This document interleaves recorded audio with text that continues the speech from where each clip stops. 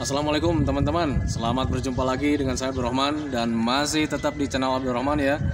Dan masih tetap juga mengupas tentang seputaran asam lambung dan anxiety psikosomatis.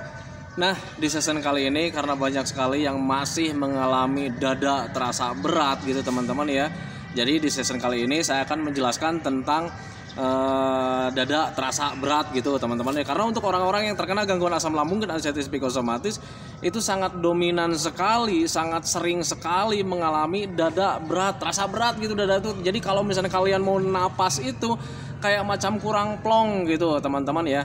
Nah, bagi teman-teman yang masih merasakan tentang sensasi seperti itu, tolong tonton videonya sampai habis, jangan di skip biar kalian itu paham kemudian mengerti. Kemudian kalau sudah paham dan mengerti, kalian itu tidak bingung, tidak ada rasa cemas gitu teman-teman ya, karena orang yang terkena gangguan asam lambung dan anxiety psikosomatis ketika ada sensasi dada terasa berat, terasa tidak nyaman, napasnya kurang plong, napasnya agak pendek, itu pikirannya selalu kemana-mana. Nah itu teman-teman, waduh ini jangan-jangan ada apa lagi, jangan-jangan ini begini-begini, bla bla bla dan lain-lain sebagainya. Nah itu teman-teman, akhirnya ketika berpikir ke sana, akhirnya menjadi ketakutan tersendiri, akhirnya rasa cemas datang lagi. Nah itu teman-teman, makanya bagi teman-teman yang masih mengalami sensasi seperti itu, tolong tonton videonya sampai habis biar kalian itu mudah mengerti, mudah paham. Nanti kalian bisa menanganinya dengan tepat dan kalian tidak akan cemas, kalian tidak akan was-was dan tidak akan bingung. Nah itu teman-teman ya. Nah seperti biasa ya, bagi teman-teman yang baru bergabung, kalau seandainya kalian mau bertanya tentang seputaran asam lambung dan anxiety psikosomatis, tolong tonton video-video saya yang sebelumnya, karena untuk seputaran asam lambung dan anxiety psikosomatis semuanya sudah saya share ya. Kayak macam judul yang di video kali ini itu sebetulnya udah berulang-ulang ya saya share di video-video sebelumnya. Tetapi mungkin bagi para pendatang yang baru belum mengetahui, makanya sering ditanyakan lagi. Nah itu teman-teman ya. Dan kemudian bagi teman-teman yang baru bergabung, dimohon ya videonya itu di-subscribe dulu. Karena untuk subscribe itu tidak memerlukan biaya, tidak memerlukan pendaftaran. Jadi subscribe itu adalah hal yang sangat mudah sekali bagi teman-teman lakukan ya. Jadi teman-teman itu cukup memijit saja tulisan yang warna merah, tulisan subscribe. Biar kenapa? Jujur ya, biar videonya itu cepat berkembang dengan baik gitu ya. Dan kalau seandainya videonya itu berkembang dengan baik, sudah barang tentu itu akan menambah semangat tersendiri buat saya untuk terus nge-share tentang seputaran asam lambung dan anxiety psikosomatis hingga membaik ya, apalagi sampai sembuh total. Amin ya rabbal alamin. Nah itu teman-teman ya. Nah kembali lagi ke topik utama teman-teman. Oh ya, sebelum saya lanjutkan ke topik utama teman-teman ya, ini nih ada bingkisan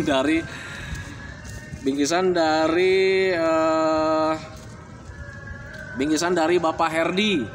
Bapak Herdi di Ngamprah, Lembang, Bandung gitu teman-teman ya. Karena kemarin-kemarin itu dia sempat telepon saya, Pak, katanya Bapak itu katanya sering mancing ya di kali-kali katanya gitu. Saya bilang ya, saya sering mancing di kali-kali.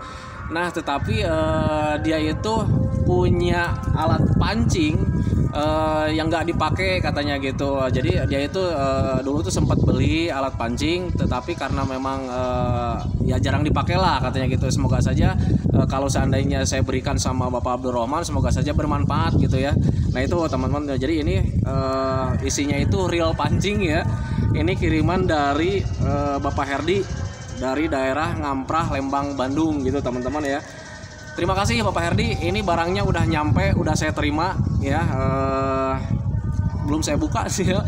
Tadinya tuh sebetulnya saya tuh sedang mancing di kali, cuman istri nelpon katanya ini ada paket dari Bapak Herdi katanya gitu. Paketnya kotak. Udah langsung kepikiran ini pasti dari Bapak Herdi, pasti alat pancing gitu ya teman-teman ya.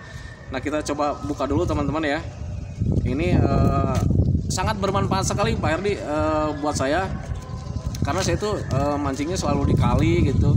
Jadi ya biasanya saya suka pinjem gitu. Kemarin kalau misalkan Bapak teman-teman tengok itu yang di channel Asian Village itu, karena dulu saya suka mancing gitu teman-teman ya, tetapi karena semenjak terkena gangguan asam lambung dan anxiety psikosomatis, alat-alat pancing itu dijual sama istri itu dilelang, karena istri setahunya karena mungkin saya itu ceroboh atau hidup nggak beraturan karena sering mancing katanya gitu. Akhirnya barang-barang itu dijual ya, karena biar saya itu tidak mancing lagi, padahal itu bukan pemicunya sih sebetulnya dulu gitu ya. Nah itu teman-teman ya. Nah ini kita udah buka nih teman-teman ya. Ada surat juga ini ya. Ada surat juga ini dari Bapak Herdi nih. Assalamualaikum warahmatullahi wabarakatuh. Waalaikumsalam. Hatur nuhun parantos janten motivator. Alhamdulillah ayeuna simkuring majeng kapulih insyaallah neras damang sapertos bihara bihari. Hatur lumayan mugia janten manfaat. Ini kalau bahasa Indonesia kan terima kasih sudah jadi motivator katanya gitu ya.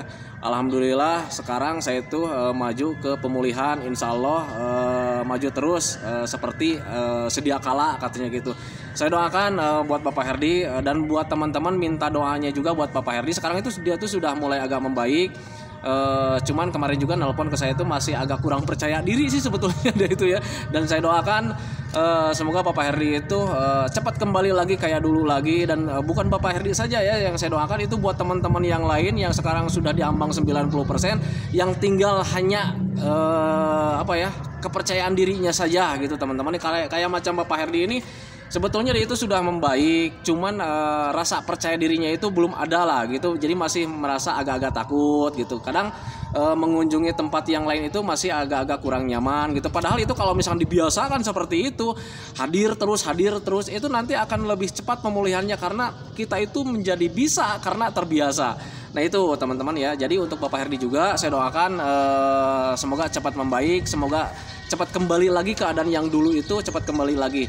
Nah itu teman-teman, dan saya doakan juga buat teman-teman itu di bulan Ramadan itu, di bulan suci ini, semoga doanya itu terdengar ya. Semua doanya itu dikabulkan oleh Allah Subhanahu wa taala dan pasti akan didengarkan oleh Allah Subhanahu wa taala seandainya kita semuanya itu berserah diri kemudian penuh ikhlas. Insya Allah, bukan insya Allah ya, itu pasti ya doanya itu didengarkan oleh Allah Subhanahu wa taala. Kalau seandainya kita berserah diri kemudian ikhlas menjalani apa yang ada gitu teman-teman ya. Dan kalian itu termasuk Bapak Herdi itu pasti akan disembuhkan secara sempurna, akan disembuhkan kembali keadaannya itu menjadi keadaan yang kayak dulu lagi gitu teman-teman ya. Amin ya rabbal alamin. Nah itu teman-teman ya. Dan ini alat pancingnya Pak Herdi udah, astagfirullahaladzim. Ini bukan bekas Pak Herdi, ini baru ini ya. Ini soalnya masih ada capnya juga ini.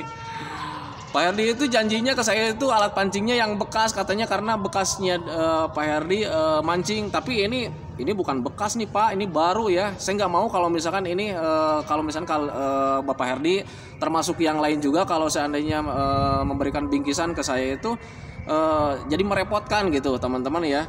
Nah itu karena untuk channel saya itu jujur ya.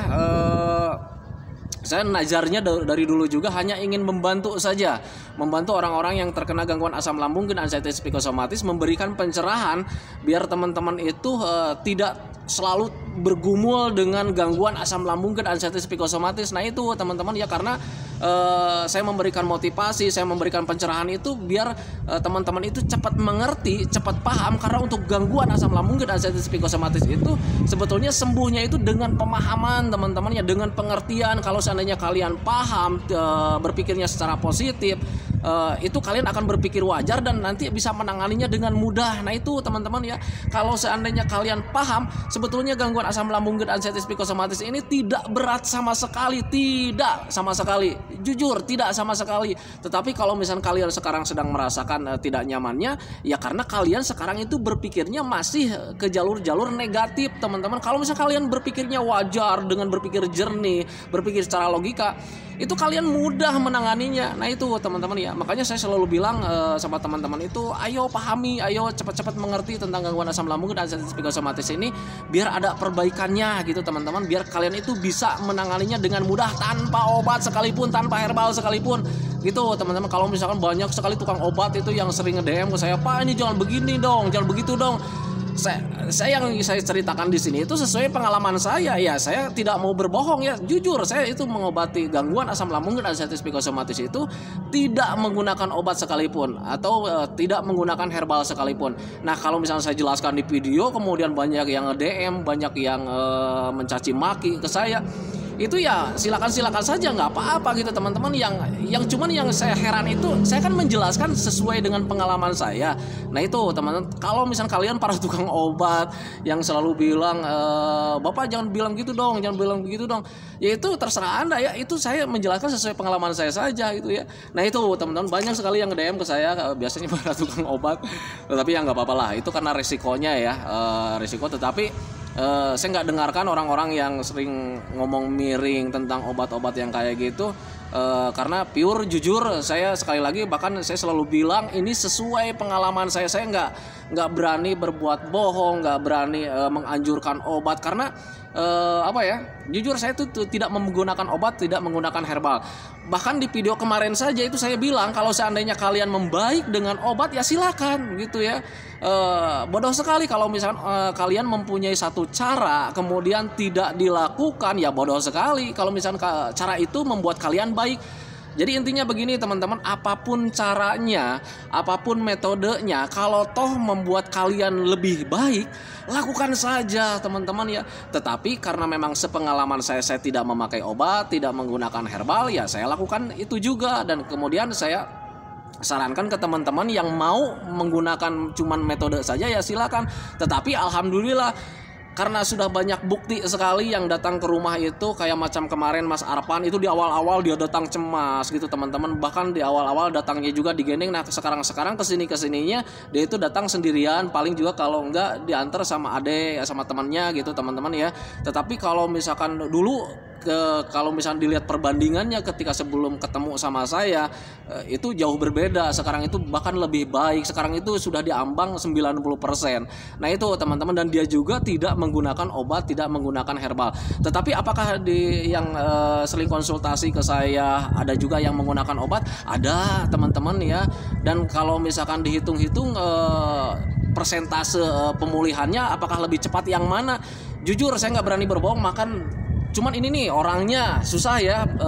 Kalau misalnya saya kumpulin, tadinya mau saya rempukin, mau saya videoin yang pakai obat sama yang tidak pakai obat, cuman mereka itu pada malu gitu. Cuman Mas Arpan saja sih yang mau di video. Nah itu teman-teman, makanya ketika saya bilang sama teman-teman itu, ini yang memakai obat berapa lama sembuhnya, kemudian ini yang tidak memakai obat berapa lama sembuhnya, dan itu rata-rata hampir sama, durasinya hampir sama. Yang memakai obat sama yang tidak memakai obat durasinya hampir sama. Bahkan yang sering datang ke rumah saya itu justru yang lebih cepat itu yang tidak menggunakan obat teman-teman ya. Nah itu teman-teman, makanya tapi tadinya mau saya buktikan lewat video, mereka itu tidak mau gitu karena dengan alasan malu lah katanya gitu depan kamera katanya gitu. Nah itu teman-teman ya. Jadi untuk teman-teman yang masih menjual obat, yang selalu nge-DM ke saya, Pak jangan begini-begini, tolong ya, ini hanya sesuai pengalaman saya saja. Jadi saya itu mengobati asam lambung dan anxiety psikosomatis yang saya derita selama 2 tahun, kurang lebih 2 tahun kurang lah gitu ya. Itu tidak menggunakan obat, tidak menggunakan herbal, dan saya ceritakan di sini di video ini hanya sesuai pengalaman saya. Nah itu teman-teman ya. Nah kembali lagi ke topik utama teman-teman. Ini Pak Herdi, makasih banget sekali, ini baru nih ya, bukan barang bekas. Ini Bapak bilangnya di telepon itu barangnya bekas, tetapi ini yang saya terima ini berbeda, ini masih baru. Saya tahunya dari mana ini karena ini ada capnya. Kalau misalkan bekas ini tidak ada capnya. Nah itu teman-teman ya, saya doakan semoga saja barangnya bermanfaat, kemudian menjadi berkah buat saya, menjadi pokoknya banyak manfaatnya buat saya lah. Amin ya rabbal alamin. Dan termasuk buat Bapak juga, semoga saja menjadi tergantikan dengan yang lebih besar gitu. Nah itu teman-teman ya. Nah kembali lagi ke topik utama teman-teman ya. Orang yang terkena gangguan asam lambung dan anxiety psikosomatis selalu mengalami dadanya itu terasa berat gitu. Kalau misal kalian tidak paham, nanti kalian bisa cemas. Kenapa seperti itu? Karena ketika dada berat kalian berpikirnya yang lain-lain. Tetapi kalau misal kalian paham, kalau misal kalian mengerti, kalian tidak akan cemas, tidak akan berpikir yang lain-lain. Nah itu teman-teman ya. Nah kalau seandainya kalian mau menangani dada berat, kalian harus tahu dulu penyebabnya. Kalau misal kalian tahu penyebabnya, nanti kalian juga akan mudah menanganinya. Biasanya dada berat itu sebetulnya bentuk pertahanan tubuh sih ya. Yang saya rasakan itu yang pertama, itu bentuk pertahanan tubuh. Kalau seandainya kita sakit, kita nggak nyaman, itu napas kita itu serasa pendek gitu teman-teman, yang nggak plong, nggak panjang. Padahal itu napasnya tidak apa-apa teman-teman ya. Dan kalau misalnya kalian pengen tahu pembuktian, salah satu contoh saja, itu saya selalu mengatakan bahwa lihat dong anak kecil yang sedang sakit, misalkan sakit panas gitu, ketika tidur gimana anak kecil? Itu napasnya nggak panjang ya, pasti pendek. Nah seperti itu, padahal itu dia tuh cuma sakit panas. berarti itu dadanya tidak apa-apa, itu hanya respon bentuk tubuh saja, respon dari tubuh kita saja ketika kita mengalami sakit. Jadi napasnya terasa pendek. Nah kalau misalkan napasnya terasa berat, itu lain soal. Kalau misalkan dada terasa berat, itu biasanya pengaruh dari gangguan asam lambung dan anestesi psikosomatis. Jadi ketika ada asam lambung naik, kemudian dadanya terasa panas, ditambah lagi ada rasa tidak nyaman, akhirnya bercampur dengan spontanitas tubuh, akhirnya napasnya itu terasa berat. Padahal tidak itu teman-teman ya. Kalau misalkan kalian pengen ngecek napas kalian baik-baik saja, ambil napas panjang-panjang, kemudian buang pelan-pelan. Kalau tidak ada kendala apa-apa, ya sudah, berarti napas kalian tidak apa-apa. Nah itu teman-teman. Tetapi karena orang-orang yang terkena gangguan asam lambung dan anestesi psikosomatis selalu banyak ketakutan ya, karena selalu berpikir tentang hal-hal yang negatif. Ini napasnya nih jadi lagi nih, ini jangan-jangan ini ada lagi penyakit yang lain, jangan-jangan ini jantung, jangan-jangan ini paru-paru. Enggak teman-teman ya. Kalau misalnya kalian sudah diponis sama dokter itu cuman asam lambung, ya sudah, dokter lebih pintar. Nah itu teman-teman ya, jadi jangan mengira-ngira lah gitu ya.